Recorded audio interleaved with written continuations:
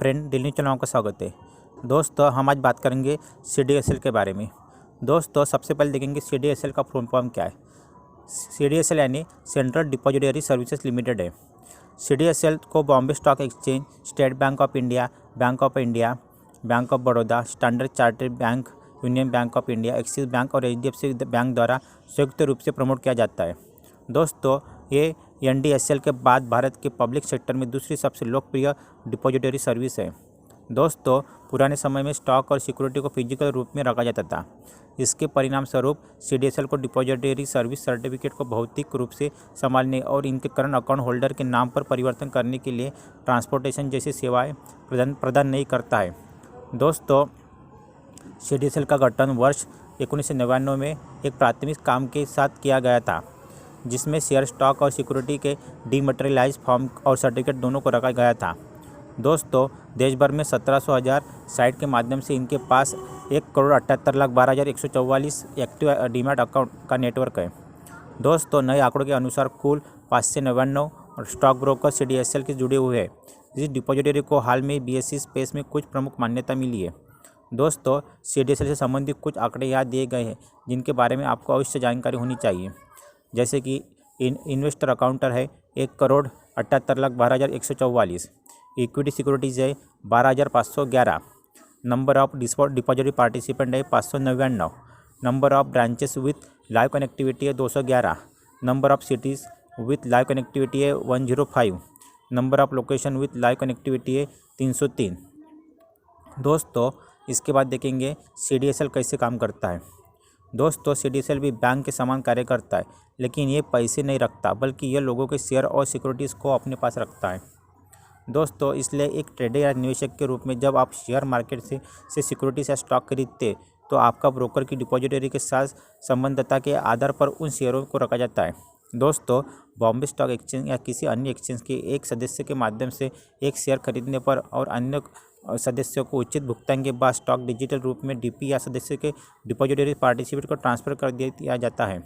दोस्तों, यह डीबी सेबी के द्वारा निवेशकों के लिए गठित किया गया डिपॉजिटरी है, जो भारत में फाइनेंशियल ट्रांजैक्शन के लिए सरकार की निगरानी में सेवा प्रदान करता है।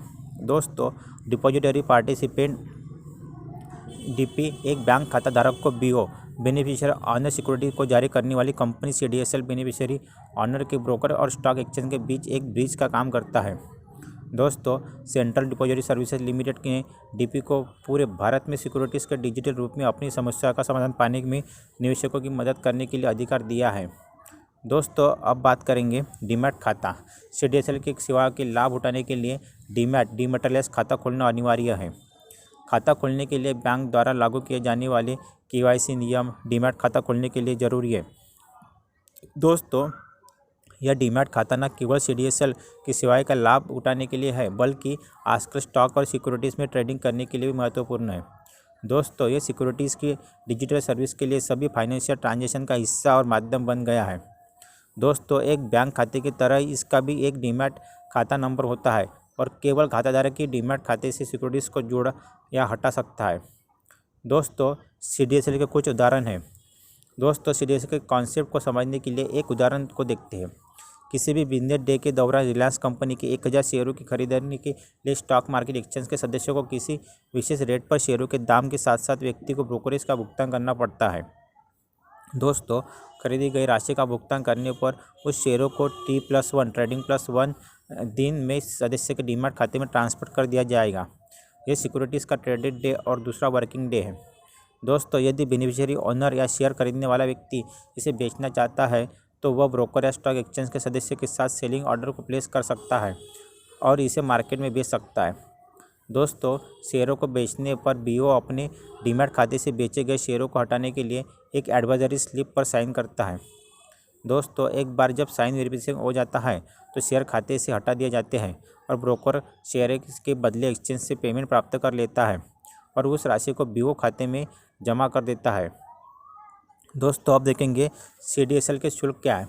कोई भी इंटरमीडियरी डिपॉजिटरी पार्टिसिपेंट या कोई भी बिजनेस संस्था जो खुद को किसी भी रूप में सीडीएसएल के साथ जुड़ना चाहती है, तो उसे एक विशेष शुल्क का भुगतान करना होगा। यह शुल्क कई प्रकार के होते हैं और यह उनकी सेवा के आधार पर लागू होते हैं।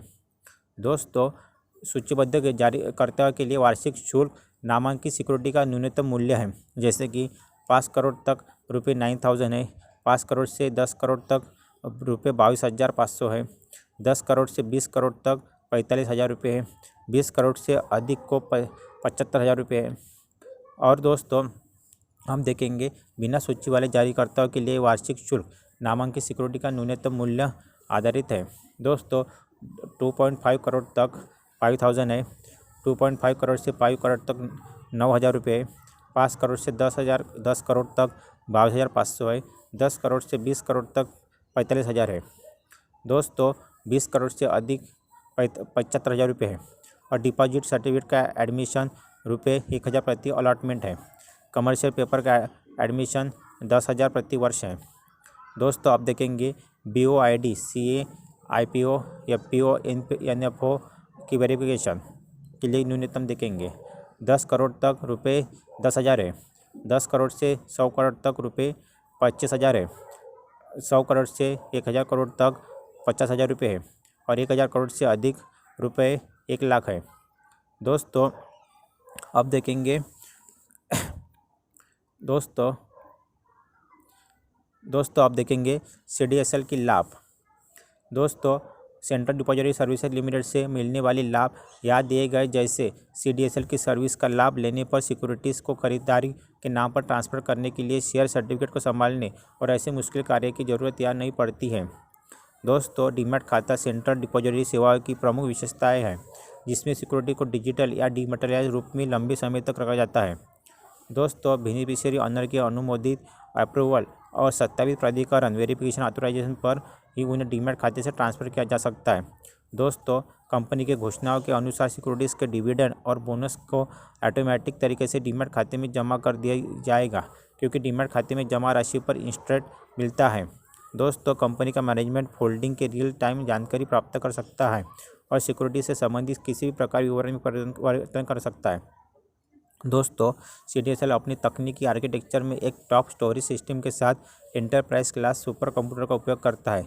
सरल शब्दों में तकनीकी भाग बहुत जटिल है। दोस्तों अब देखेंगे CDSL की कमियां। CDSL कई मायनों में लाभ पहुंचाने वाला है, लेकिन इससे कुछ निश्चित नकारात्मक पहलुओं को नीचे दिया गया है।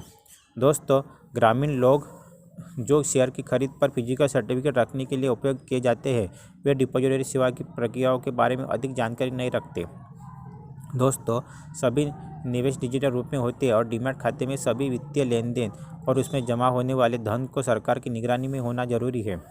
दोस्तों डिपॉजिटरी द्वारा लेन देन को जारी रखने के लिए बहुत सारे नियमों के पालन करना होता है। दोस्तों अब देखेंगे इसका कंक्लूजन क्या है। दोस्तों भारतीय मार्केट में अर्थव्यवस्था में वैश्वीकरण के साथ विदेशी निवेशक भी निवेश कर सकते हैं। CDSL के द्वारा उन निवेशकों को बहुत मदद प्राप्त होती है। दोस्तों अर्थव्यवस्था को बढ़ावा देता है और लेन देन की प्रक्रिया और सिक्योरिटीज़ के होल्डिंग को नियंत्रण करना आसान बनाता है। इसमें कई निवेशकों के लिए शेयर मार्केट में निवेश करने का रास्ता आसान बना दिया है। दोस्तों डिपॉजिटरी के खुलने के बाद पिछले कुछ वर्षों में एक्सचेंजों के इंडेक्स में बहुत अधिक बदलाव देखने को मिला है। दोस्तों अगर मेरा वीडियो अच्छा लगा होगा तो प्लीज़ लाइक सब्सक्राइब शेयर कीजिए। मिलते अगले वीडियो, तब तक धन्यवाद।